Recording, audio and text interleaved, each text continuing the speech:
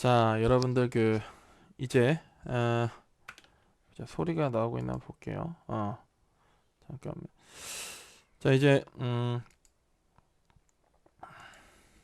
2학기 일곱 번째 강의가 되겠죠, 그렇죠? 제가 지금 집에서 원래 녹화를 하는데 원래 제가 집에 듀얼 모니터를 쓰고 있거든요.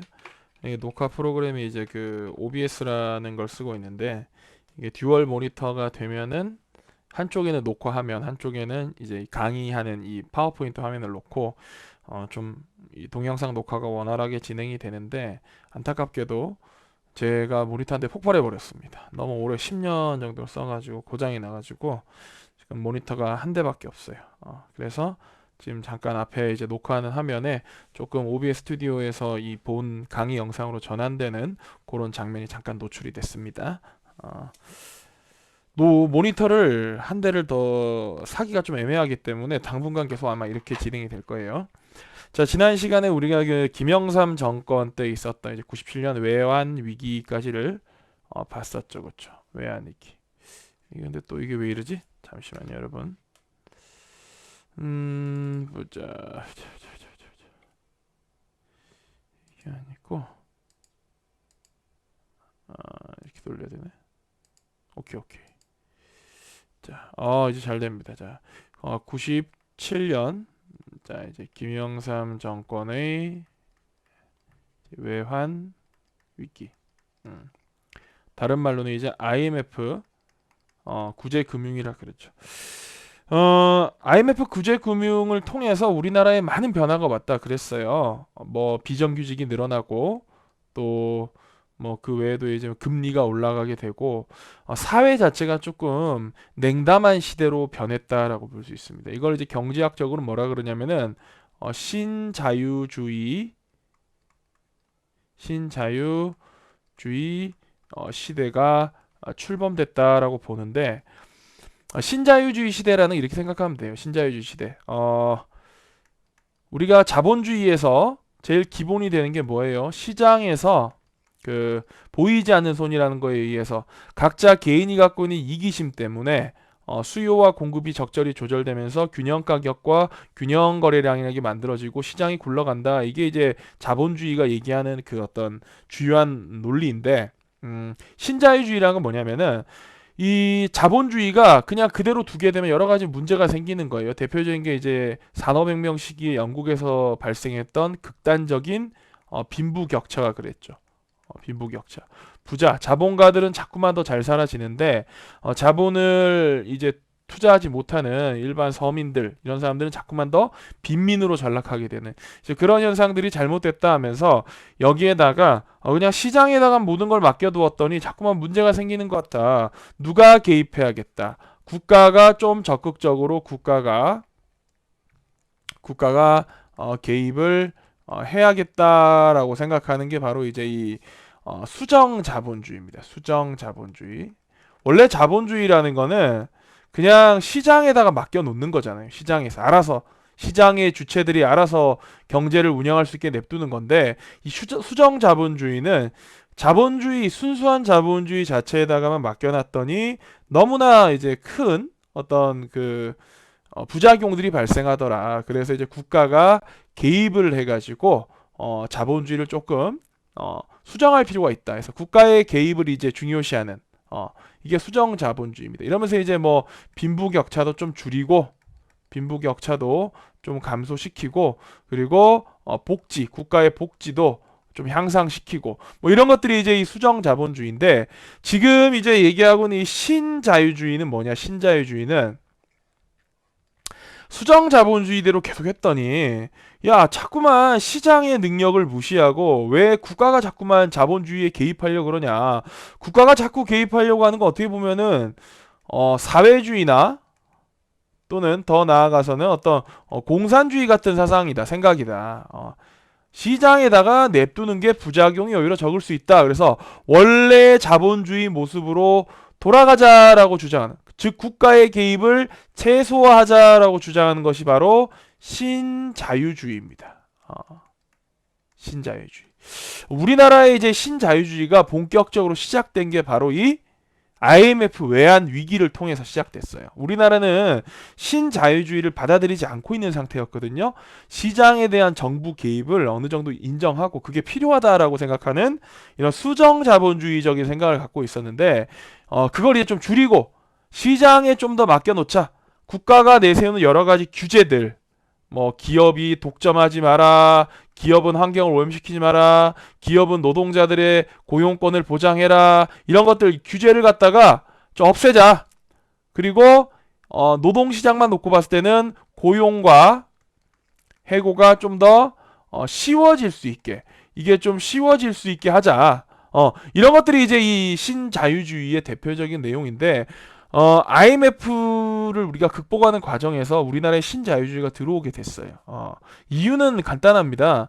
우리한테 당시에 그 금융 위기를 극복할 수 있는 돈을 빌려줬던 IMF가 우리나라에다 그걸 요구했어요. 얼마나 치밀하게 요구했냐면은 당시 이제 그 대통령이 될 법한 가능성이 있었던 사람들이 김대중 후보, IMF 이제 막 터질 때쯤에, 그 다음에 이회창 후보, 그리고 이인재 후보가 있었거든요. 이 사람들 찾아가서 IMF가 전부 서명을 다 받았어요. 누구든지 너희들 중에 누구든지 대통령이 된다면 IMF 구제금융을 받기 위해서는 신자유주의 정책들을 받아들여야 된다. 그래가지고 이제 우리가 신자유주의 정책을 받아들일 수밖에 없는 그런 상황이 됐던 거죠. 자, 어쨌든 김영삼 정권이 끝나고 이제 98년부터 이 김대중 대통령, 김대중 정부가 이제 시작이 됩니다. 김대중 대통령이 집권을 하면서 우리나라가 진짜로 그 4.19 혁명 이후로 진짜 오랜만에 여야가 바뀌었어요. 여당과 야당이 서로 바뀌었다는 겁니다. 물론 김영삼 정권도 민주화 운동을 했던 사람이지만 앞선 강의에서 얘기했다시피 김영삼 대통령은 노태우 세력과 김종필 세력과 3당 합당을 해버리면서 물타기를 해버렸죠. 그래서 얘네가 지금 민주주의 세력인지 아닌지 군부 독재 세력인지 애매해져 버리는 상황이 됐다는 거예요. 근데 이제 김대중 대통령 같은 경우에는 그 3당 합당에 이제 가담하지 않고 끝까지 민주화 세력을 지켜왔던 사람이기 때문에 이 김대중 대통령이 당선이 되면서 그 이전까지 이제 여당과 야당의 관계가 서로 바뀌게 된 거죠. 그렇죠. 오늘날 더불어민주당이 바로 이때 당시 김대중 대통령 때 이제 이 당선됐던 민주당 정권입니다. 그래서 이제 김대중 정권의 특징으로는 일단은 김대중 정권은 국민의 정부라는 이름을 썼어요. 그 이전에 김영삼 정부가 문민정부라는 이름을 썼던 데 비해서 김대중 정부는 국민의 정부를 이제 표방했고, 이제 여당과 그 이전까지 이제 여당과 야당 간의 평화적 정권 교체가 이루어졌습니다. 그리고 김대중 대통령은 이 IMF 경제 금융 위기를 본인 임기 안에 바로 극복했습니다. 제 기억에 2000년인가 2001년인가에 돈을 다 갚았던 걸로 알고 있어요. 대단한 거죠, 그렇죠? 이 김대중 대통령이 당선되고 나서 그 다음날 주요 이 일간지의 첫 헤드라인이 뭐였냐면은 김대중 정부는 외환 위기만 극복해도 성공한 정부로 평가받을 것이다 라고 얘기를 했어요. 왜냐면은 그만큼 이 IMF 구제금융을 받고 나서 그 돈을 다 갚고 외환 위기를 극복하는 데까지는 다른 나라들의 사례를 볼 때 정말 오랜 시간이 걸려요. 10년도 넘게 걸리는데 김대중 정권 때는 정말 이거를 아주 단기간에 4년인가? 도 안 걸렸던 것 같아요. 안에 이제 외환 위기를 극복해 버렸죠. 그렇죠. 자, 그리고 이제 남북 관계가 이제 개선이 되면서 뭐 여기에 대해서 이제 많은 그 이제 이견들이 있긴 해요. 김대중 정권 때 남북 관계가 개선이 되면서 김대중 대통령께서 남북 평화 시기를 가져온 그걸 이유로 해서 뭐 받으십니까? 우리나라 최초의 노벨상 수상자가 되잖아요. 노벨 평화상을 받잖아요. 김대중 대통령이. 그래 이제 당시 김대중 대통령 이 국민의 정부에서 내세웠던 정책이 바로 햇볕 정책이었죠. 햇볕 정책. 햇볕 정책. 여러분들 그런 거 있잖아요.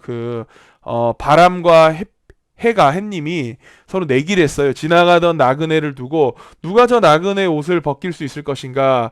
근데 이제 바람은 강풍을 막 불어서 이 나그네 옷을 날려버리려고 했더니 나그네가 옷을 더 꽁꽁 싸맸는데 이 햇님은 더 따사롭게 이렇게 햇빛을 쭉쭉 이제 냈더니 나그네가 더워서 알아서 옷을 벗었다. 뭐 거기서 이제 나온 것처럼 북한에게 자꾸만 야 이 새끼야 너 자꾸 핵무기 만들지 마라 이 개새끼야 뭐 깝치면 죽는다 한번 미국 형님하고 같이 한번 뜨거운 맛 한번 볼래 막 이런 식으로만 해서는 자꾸만 이제 남북 간의 관계가 더욱더 얼어붙는다. 그래서 이제 김대중 대통령 때는 해벽 정책이라 해가지고 이제 북한에게 뭔가 우호적으로 해서 이제 남북 간의 관계가 좀 이제 부드럽게 풀릴 수 있도록 이제 했는데 여기에 대해서 이제 이견은 뭐냐면은 실제로 북한에다가 이런 이제 따뜻한 국면, 햇볕 정책을 하는 게 말이나 외교적으로만 됐던 게 아니고 이제 막대한 이 외화를 북한에다가 지불했다는 거죠. 이거는 뭐 사실로 밝혀진 거고 그래서 뭐 박지원 같은 사람들이 그때 이제 북한에 불법적으로 이제 외화를 지원했다는 것 때문에 막 노무현 정권 때 되면은 이 박지원이라는 사람이 감옥을 가고 그래요. 지금은 박지원 또 재밌는 게 국가정보원장이 됐어 돌아왔는데 어쨌든 이제 김대중 정권 때 남북 간의 관계가 좋아졌던 게 사실이지만 그 이면에는 그 관계를 좋게 하기 위해서 우리가 북한에다가 많은 돈을 대북 이 불법 자금을 송금했던 것도 사실이었고 그 돈을 가지고 이제 북한이 뭐 통치 자금으로 쓰고 핵무기를 더욱더 개발하는데 썼던 것도 부정할 수 없는 역사적인 사실인 거겠죠. 하지만 뭐 돈으로 평화를 샀다는 비판에도 불구하고 당시에 이제 남북 관계가 좀 이제 좋아지고 하면서 뭐 금강산 관광도 이제 막 되고 뭐 이런 점들이 있긴 했어요. 물론 또 그 이면에 또 따지고 보면은 연평도에서는 이제 우리 측 함대와 북한 측 함대가 서로 이제 교전을 벌이는 뭐 연평 교전 같은 사건도 있긴 했습니다. 그러니까 참 이게 어떤 이 칼의 양날처럼 뭐 참 애매한 부분이 있는 거예요. 자, 뭐 저는 거기에 대해서 참 제 개인적으로 판단을 내리기는 어렵고 하여튼 뭐 잘 지냈던 것도 사실이고 그때 그리고 또 그 잘 지내게 하기 위해서 돈을 줬던 것도 사실이고 또 잘 지냈지만 그 이면에는 또 연평해전 같은 또 북한과의 군사적 충돌도 또 있었던 것도 사실이고 뭐 그렇습니다. 자, 그 다음에 이제 김대중 정부 때 이제 최고의 이벤트 바로 2002 월드컵 개최가 되겠죠. 제가 이때 저는 정말 이때 최고의 시기였습니다. 왜냐하면은 제가 2002학번이 02학번이기 때문에 내가 만약에 03학번이었다. 나 진짜 불행했겠지. 왜냐면은 이 국가적인 이벤트인 2002 월드컵 때 나는 고3이었을 거 아니야. 그치? 그럼 이 월드컵 제대로 보지도 못하고 공부만 했어야 됐을 건데 내가 02학번이었기 때문에 내가 대학을 딱 가니까 여름방학 하기 전에 이 월드컵이 딱 열린 거야. 얼마나 좋아. 놀기 최고지. 그치? 지금 여기 보면은 여러분들 이 뭐야 이게 어디냐면 이게 서울 시청광장이에요. 이 광장에 지금 시뻘건 옷을 입고 있는 사람들 광화문까지 쫙 이어진 이 사람들이 바로 붉은 악마라 그래서 당시에 이제 우리나라 이제 응원팀 레드 데블스 적힌 아니면 비더 레즈 적힌 이런 거 있잖아요. 그 옷 이제 입고 있던 많은 사람들이 이제 응원했었는데 참 이때는 진짜 재밌었어요. 우리나라가 또 이때 또 뭐 어땠습니까?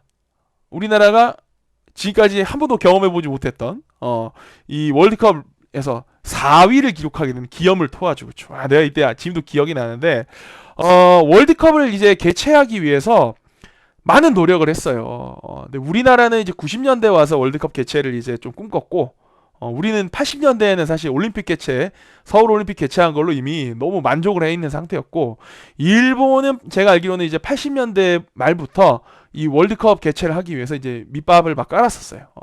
특히 아시아 지역에서 월드컵이 개최된 적이 없었거든요. 그 이전까지는 유럽과 이 미주 대륙에서 북미 남미 지역에서만 월드컵이 자꾸 개최됐기 때문에 아시아에서도 이제 월드컵을 한번 개최할 필요가 있을 것이다라는 이제 필요성이 있었어요. 그리고 당시 이제 90년대 이제 90년대 다음 개최지를 정할 때쯤 해가지고 아시아에서 월드컵을 개최할 만한 경제력이 되는 국가가 어디밖에 없냐면은 이때 이제 그 일본과 그리고 대한민국뿐이다. 라는 이제 그런 인식이 있었어요. 근데 이게 만약 개최지가 정해지는 게 IMF 터지고 나서 정해졌으면 우리 못했을 수도 있어. IMF 터지고 대한민국 완전히 한번 몰락했었기 때문에. 근데 다행히도 개최지가 결정되는 거는 IMF 터지기 전에 결정됐거든요. 원래 이게 월드컵 대회라는 게 직전 2개 대회를 계속 미리 정해 놓잖아요. 직후 2개 대회를. 지금도 우리가 2022년에 어디서 월드컵 열립니까? 저기 중동에 있는 카타르라는 나라에서 이제 열리고 2022년 이제 뭐 이때까지 코로나가 이제 진정이 돼야 이게 제대로 열릴 텐데, 그 다음에 2026년 월드컵 개최지도 정해져 있죠. 2026년 월드컵 개최지 어디입니까? 캐나다, 그리고 미국, 그리고 멕시코. 이렇게 이제 3개 국가가 지금 이제 3개국 공동 월드컵 개최가 지금 계획이 돼 있습니다.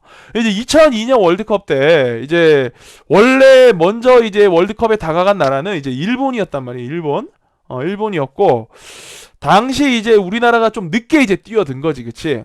그럼 이제 막 서로 이제 외교전을 벌이는데, 당시 이제 피파 회장이 아벨란제였나? 하는 사람이었어요. 이 사람이 이제 뭐 나중에 이제 나온 거지만 일본에서 로비를 많이 받았어. 또 돈을 좀 받아먹고, 이제 이 사람이 피파 회장이 일본을 겁나 밀고 있었지. 그리고 또 여러분들 그 축구 영웅 누가 있으면 축구 영웅, 브라질의 축구 영웅 펠레라고 하는 아저씨 있죠. 이 아저씨도 이제 일본 빠였어. 일본을 피파 회장이랑 펠레가 일본을 엄청 밀고 있었어요. 근데 이제 이 펠레와 사이가 되게 안 좋은 축구 선수가 있거든.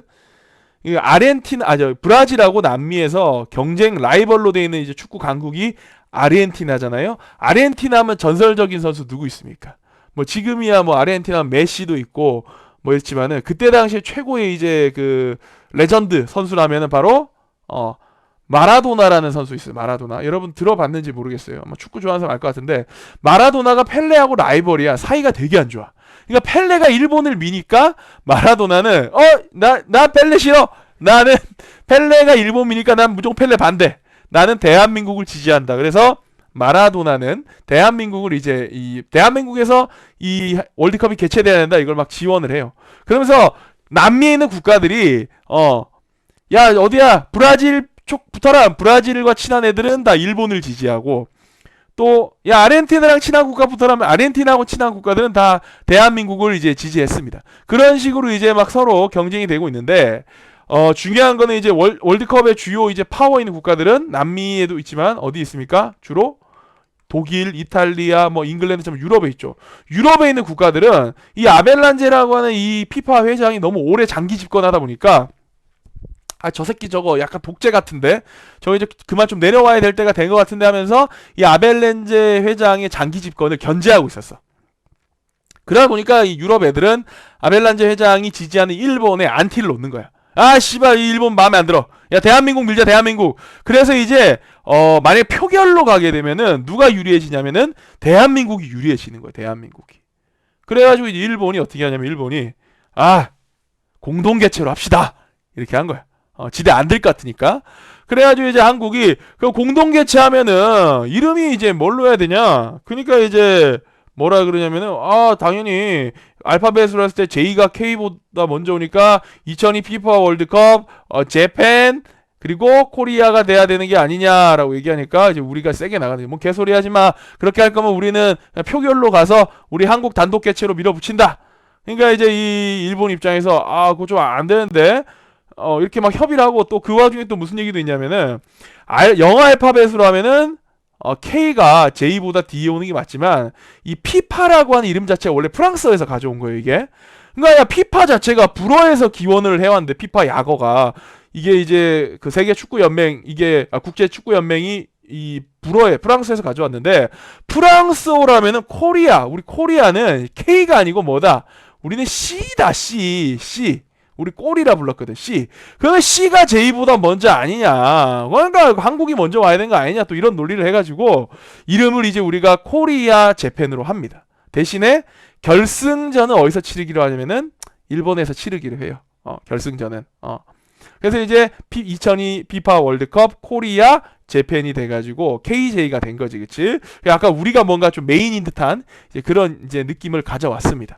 그래가지고 이제 이때 우리 진짜 잘했잖아. 일본은 16강 갔다가 얘네 떨어졌다고, 일본 애들은. 심지어 일본은 그때 내가 알기로는 16강에, 그 월드컵 본선에 처음 왔어, 얘네가.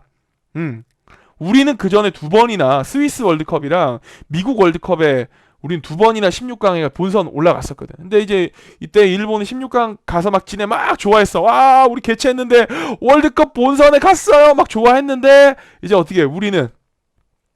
우리는 이때 4강까지 올라갔지, 그치? 지금도 정말 믿기 힘들지만 우리가 내 기억에 D조였어. D조. 월드컵 D조. D조인데 우리 D조에 누가 있었냐면은 미국이 있었고 미국.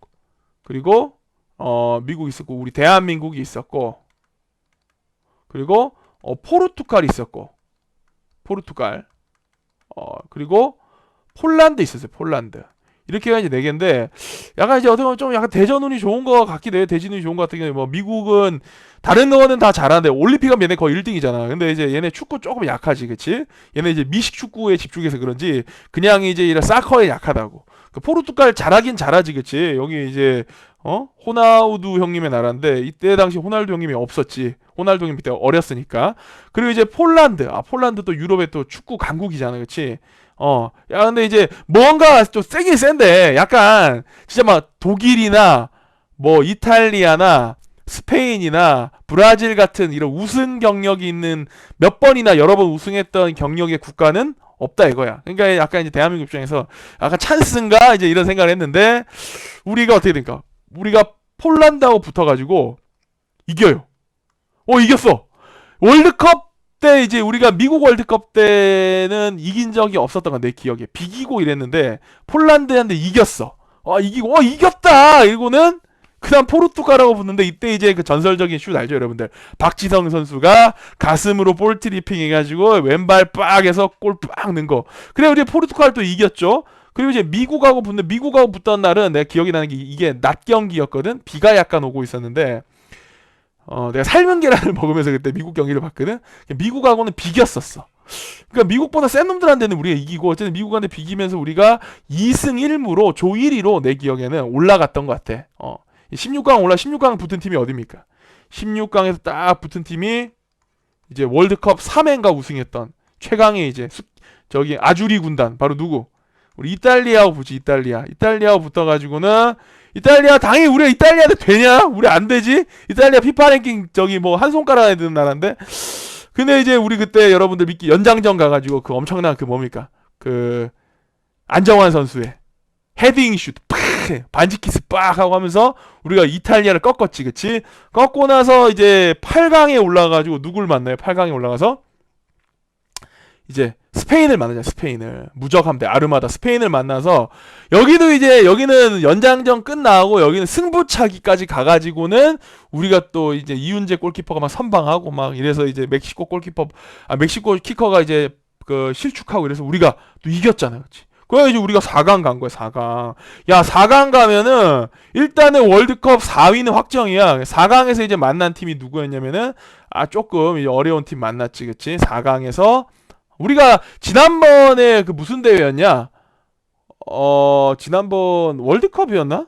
우리가 저기 독일한테 손흥민 선수 막 이기고 그랬잖아요, 그렇지? 근데 이때는 이제 독일한테 1대 0으로 졌을 거야, 아마. 그래서 우리가 4강에서 떨어지고 우리가 그 다음에 3, 4위전을 여기 뭐야 저기 누구냐 그 터키하고 했는데 터키하고 할 때는 약간 이제 맥이 빠졌지, 그치? 이제 뭐 준우승 가나요? 말했는데 그래서 이제 터키한테 지면서 우리가 4위가 됐는데 야 4위만 해도 역대 최고의 성적 아니겠습니까? 그리고 이제 김대중 정권 때 또 대단했던 게 근데 지금 잠깐 시간이 몇 시인지 한번 볼게요. 시간이 23분이네. 그러면 일단 오늘 여기까지 할게요, 여러분들. 여기까지 하고 다음 시간에 김대중 정권 이어서 조금만 더 합시다. 자, 수고했습니다.